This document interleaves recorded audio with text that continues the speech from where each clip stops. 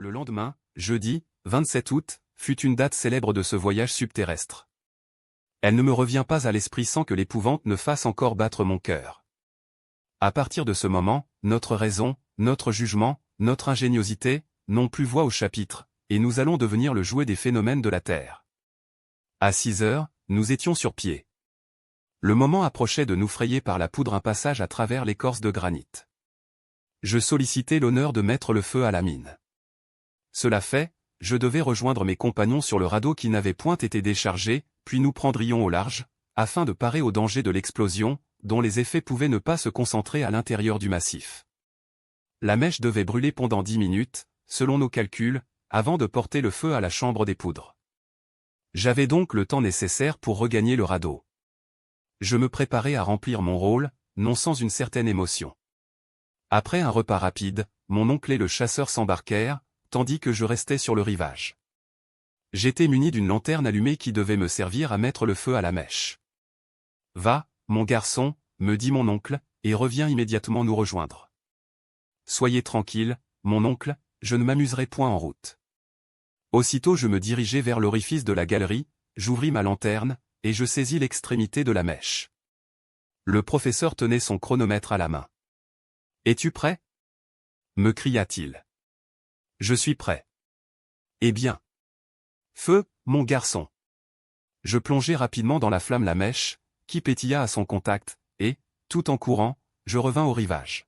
« Embarque, fit mon oncle, et débordons. » Hans, d'une vigoureuse poussée, nous rejeta en mer. Le radeau s'éloigna d'une vingtaine de toises. C'était un moment palpitant. Le professeur suivait de l'œil l'aiguille du chronomètre. « Encore 5 minutes, disait-il. Encore 4. Encore 3. Mon pouls battait des demi-secondes. Encore 2. 1. Croulée, montagne de granit. Que se passa-t-il alors? Le bruit de la détonation, je crois que je ne l'entendis pas. Mais la forme des rochers se modifia subitement à mes regards, ils s'ouvrirent comme un rideau. J'aperçus un insondable abîme qui se creusait en plein rivage. La mer, prise de vertige, ne fut plus qu'une vague énorme, sur le dos de laquelle le radeau s'éleva perpendiculairement. Nous fûmes renversés tous les trois. En moins d'une seconde, la lumière fit place à la plus profonde obscurité. Puis je sentis la pluie solide manquer, non à mes pieds, mais au radeau. Je crus qu'il coulait à pic. Il n'en était rien. J'aurais voulu adresser la parole à mon oncle, mais le mugissement des eaux l'eût empêché de m'entendre. Malgré les ténèbres, le bruit, la surprise, l'émotion, je compris ce qui venait de se passer. Au-delà du roc qui venait de sauter, il existait un abîme. L'explosion avait déterminé une sorte de tremblement de terre dans ce sol coupé de fissures, le gouffre s'était ouvert, et la mer, changée en torrent, nous y entraînait avec elle. Je me sentis perdu. 1 heure, 2 heures, que sais-je? Se passèrent ainsi. Nous nous serrions les coudes, nous nous tenions les mains afin de n'être pas précipités hors du radeau, des chocs d'une extrême violence se produisaient, quand il heurtait la muraille. Cependant ces heures étaient rares, d'où je conclus que la galerie s'élargissait considérablement. C'était, à n'en pas douter, le chemin de Saknussemm, mais, au lieu de le descendre seul, nous avions, par notre imprudence, entraîné toute une mer avec nous. Ces idées, on le comprend, se présentèrent à mon esprit sous une forme vague et obscure. Je les associais difficilement pendant cette course vertigineuse qui ressemblait à une chute. À en juger par l'air qui me fouettait le visage, elle devait surpasser celle des trains les plus rapides. Allumer une torche dans ces conditions était donc impossible, et notre dernier appareil électrique avait été brisé au moment de l'explosion. Je fus donc fort surpris de voir une lumière briller tout à coup près de moi. La figure calme de Hans s'éclaira. L'adroit chasseur était parvenu à allumer la lanterne, et, bien que sa flamme vacillât à s'éteindre, elle jeta quelques lueurs dans l'épouvantable obscurité. La galerie était large. J'avais eu raison de la juger telle. Notre insuffisante lumière ne nous permettait pas d'apercevoir ces deux murailles à la fois. La pente des eaux qui nous emportaient dépassait celle des plus insurmontables rapides de l'Amérique, leur surface semblait faite d'un faisceau de flèches liquides décochées avec une extrême puissance. Je ne puis rendre mon impression par une comparaison plus juste.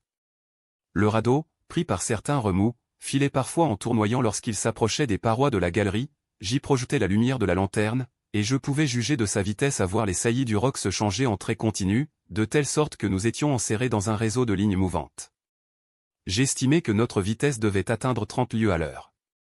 Mon oncle et moi, nous regardions d'un œil hagard, à côté au tronçon du mât, qui, au moment de la catastrophe, s'était rompu net. Nous tournions le dos à l'air, afin de ne pas être étouffés par la rapidité d'un mouvement que nulle puissance humaine ne pouvait enrayer. Cependant les heures s'écoulèrent. La situation ne changeait pas, mais un incident vint la compliquer.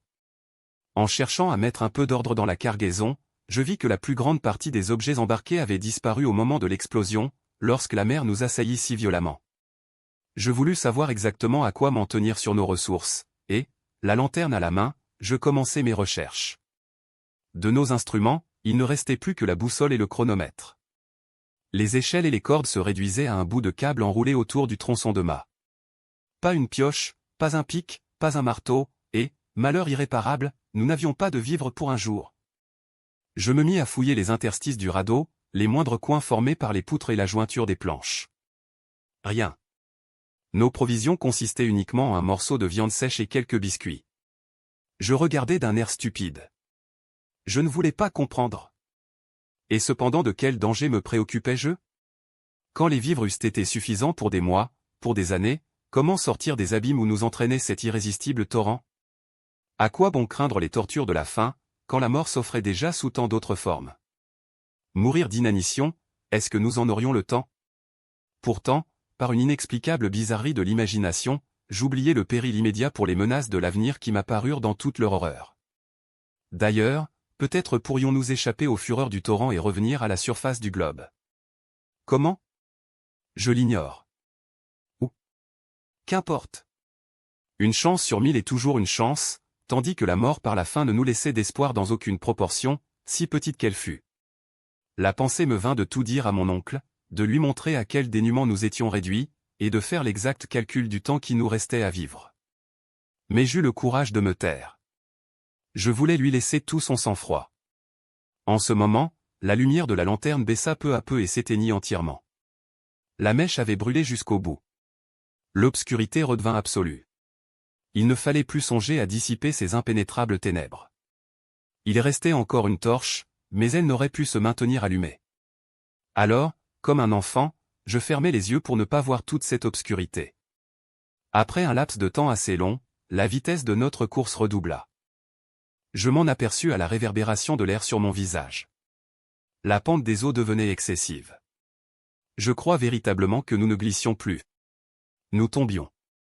J'avais en moi l'impression d'une chute presque verticale. La main de mon oncle et celle de Hans, cramponnées à mes bras, me retenaient avec vigueur.